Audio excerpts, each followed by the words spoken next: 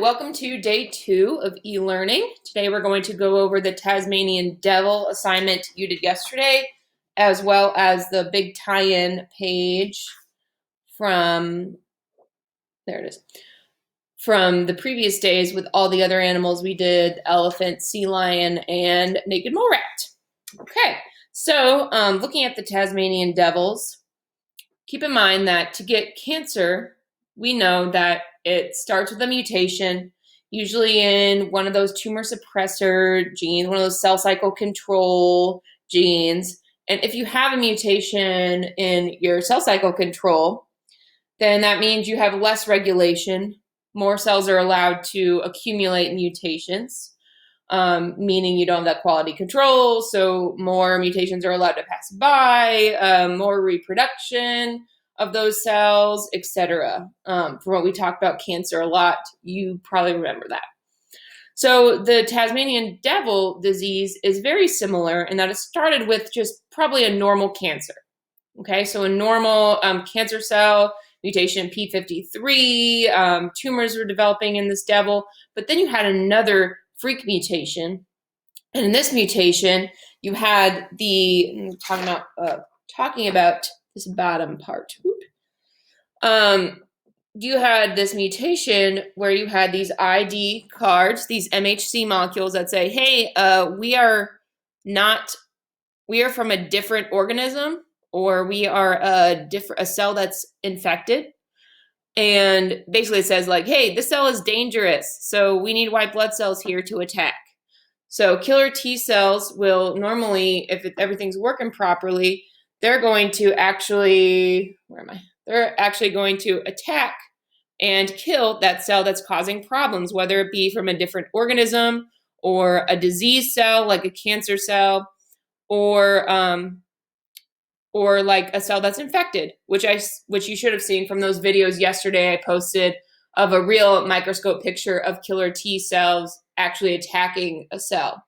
And in that case, it was a cancer cell that was actually a disease cell, basically, that's causing problems. So you had, in this devil facial tumor disease, you had a mutation that allowed the devil cells, when they would go to bite and attack each other, some of those cells, like weird example, but if I were to bite one of you, some of my cells would get on you just because contact, right? And that's the same case for the devils. When one bites another one, some of this devil cells are ending up in the other devil. And normally, even if it gets like in the mouth or whatever, your cells, that cell will not survive in you. So if I were to bite you, my cell would not survive in you because your cells would attack it and you wouldn't even know the difference. However, this, in the case of the devil tumors, so normally this is what your cells are doing. They're attacking, hey, you're not part of us, so we're going to attack you. But in the devil cell, they end up having a mutation that does not allow those MHC molecules to form. So it doesn't give those ID tags to say, hey, this cell's not from us. So basically, it allows, if it's a cancer cell, it's now implanting itself in the other organism and then being allowed to replicate, reproduce until tumors form in that other organism. So it didn't even start in that other devil, in the new devil. It started in the old devil. But when it was transmitted that way, it's not a virus, but it was just not detected by your normal immune system like it normally would be. So it's just a cancer cell that's embedding itself in that other devil. Okay? This is not the case for human cancers, not at all. So we know that if I have a cancer, I cannot give it to any of you guys, even if I touch you. But that is a mutation that's developed in this particular cancer in Tasmanian devils. So the big takeaways from that are, how could studying T cells help save the Tasmanian devil from extinction? Well, by studying the genome, so that guy that was in the video last time that I said I knew from Washington State, he actually worked on genomics of devils from across Tasmania. So he had genetic sequences from a lot of sampled devils. Basically, people from our lab would go out and get genetic samples from all the devils they could find. They'd trap them. They just take a blood sample, and then let the devils go. So they can study the DNA of all those devils and kind of see which DNA makes them more resistant. So you have uninfected devils. Why are they uninfected? Why are we seeing more devils in this area being more affected than others? So you can look at the DNA and see what makes this devil more resistant to those cancer cells than this devil. And by taking that information, then we can apply it to humans also. This might be a way to help understand cancer and how we can make our cells more resistant to cancer cells. If we can figure out what's going on in the devil cells, what makes them more resistant? We can back up and say, okay, now in humans, the same thing applies. So are there some cells that make some people that are more resistant to certain cancers? Is it the same type of gene in the devils and the humans? By studying other organisms, we can study how it works in humans too, and that can help human health as well. So that's a big takeaway from the devils. You have any questions, just send them my way. But we're going to move on to the next page now. So next page would be some big takeaways from the whole thing, all the animals we've discussed. So 2 mechanisms that animals have evolved that enhance cancer resistance. Well, we saw with elephants, we had more P53 genes. So they had more of them. What that did in the elephants was that helped induce apoptosis more accurately and more frequently, whereas humans only have 2 copies in normal humans. So we're not able to induce apoptosis accurately every single time, but elephants, because they have 40 copies, are able to get that apoptosis happening in diseased cancer cells every single time. So it allows for more accurate destruction of cells that could cause harm to those organisms. So that's why elephants don't get cancer. More sensitive contact inhibition is what we saw in naked mole rats. So we had that P16 that allowed those cells to be more separated, that hyaluronic acid that basically made their that fluid in their skin and in their skin and tissues more elastic, kind of sticky. So that basically allowed for more separation of the cells instead of being in a fluid like our cells were. We are really close together in humans. So then we have 2 mechanisms in which animals have had an increased chance of developing cancer. So we saw that in Tasmanian devils, by avoiding detection by white blood cells, those cancer cells were able to develop in other organisms. And then also looking at sea lions, we saw the effect of chemical pollution and acid, so basically environmental influences, on a cancer that's also transmitted by a virus. So lots of factors going on in that sea lion population. But this was basically just decreasing their immune system.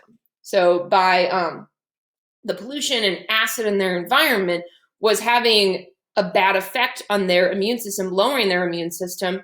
Therefore, they weren't able to detect that virus, kill that virus off, and that virus was able to induce cancer, similar to what we talked about. HPV in humans can lead to cervical cancer. This is the same concept. So we can understand human cancers more if we understand how the effects of pollution and environment on the spread of how fast cancer cells spread in one organism. If it's a cancer that's directly related to a virus like HPV, does the environment make that disease more rampant in the population? Does it make the cancer more aggressive in patients? So there's a lot to understand from also understanding how bad cancers are in animals. Okay, so basically the claim from this is you should have had something related to, by understanding cancer resistance in animals, so why some animals are resistant to cancer, and then why other animals are susceptible or at risk of developing cancer, we can understand further how human cancer works and maybe get some ideas of how we can treat our cancers or prevent cancer from happening in people. So you can do that by studying other animals and how cancers work in other organisms. And then your evidence from that, because you're looking at a claim evidence reasoning here on this page, claim evidence reasoning. Your evidence would be what you put up here. So it would be the mechanisms that we just talked about. That would be your evidence.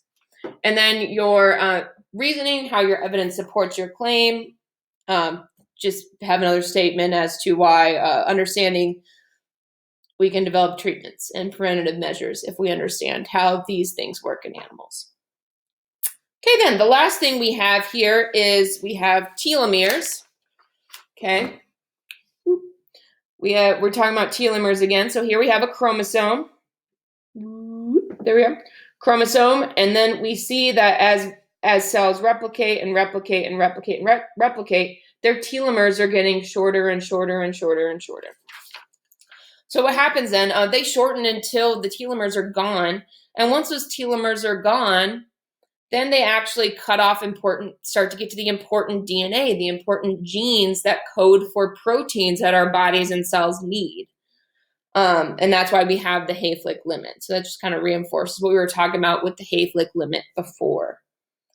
In cancer patients, telomeres are added to or are longer. And we're going to talk more about that. There's one particular patient called Henrietta Lacks, who actually, we use her cells still to this day in labs. Her cervical cancer cells have her telomeres are elongated to the point where they can replicate over and over and over again and infinitely.